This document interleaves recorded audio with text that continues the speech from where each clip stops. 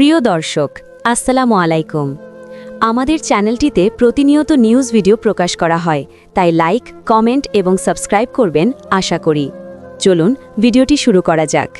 সুপ্রিয় দর্শক, অত্যন্ত ভারাক্রান্ত হৃদয়ে জানাতে হচ্ছে যে জুলাই গণ অভ্যুত্থানের অন্যতম পরিচিত মুখ এবং ইনকালাব মঞ্চের মুখপাত্র শরীফ ওসমান হাদী আর আমাদের মাঝে নেই। গত কয়েকদিন ধরে মৃত্যুর সাথে পাঞ্জা লড়ে অবশেষে গত 18 ডিসেম্বর 2025 সিঙ্গাপুরের একটি হাসপাতালে চিকিৎসাধীন অবস্থায় তিনি শেষ নিঃশ্বাস ত্যাগ করেন। আপনারা জানেন, গত 12 ডিসেম্বর রাজধানীর বিজয়নগর এলাকায় এক অতর্কিত হামলায় ওসমান হাদী মাথায় গুলিবিদ্ধ হন। গুরুতর আহত অবস্থায় তাকে প্রথমে ঢাকা মেডিকেল কলেজ হাসপাতাল এবং পরে এভার কেয়ার হাসপাতালে ভর্তি করা হয়।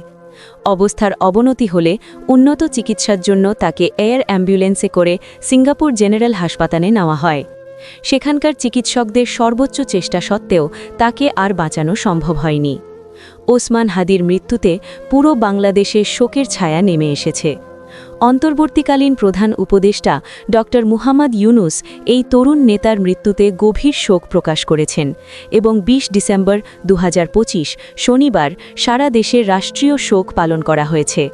জাতীয় পতাকা অর্ধনমিত রাখা হয় এবং দেশের সকল মসজিদে তার আত্মার মাগফিরাত কামনায় বিশেষ দোয়া করা হয়েছে। গতকাল 20 ডিসেম্বর জাতীয় সংসদের দক্ষিণ প্লাজায় শরীফ ওসমান হাদীর জানাজা সম্পন্ন হয়, যেখানে লাখো মানুষের উপস্থিতি লক্ষ্য করা গেছে। এরপর তাকে রাষ্ট্রীয় মর্যাদায় ঢাকা বিশ্ববিদ্যালয় কেন্দ্রীয় মসজিদ সংলগ্ন জাতীয় কবি কাজী নজরুল ইসলামের কবরের পাশে দাফন করা হয়।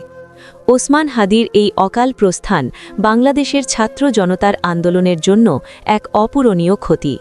প্রশাসন আশ্বাস দিয়েছে যে এই বর্বরোচিত হামলার সাথে জড়িতদের দ্রুত আইনের আওতায় আনা হবে।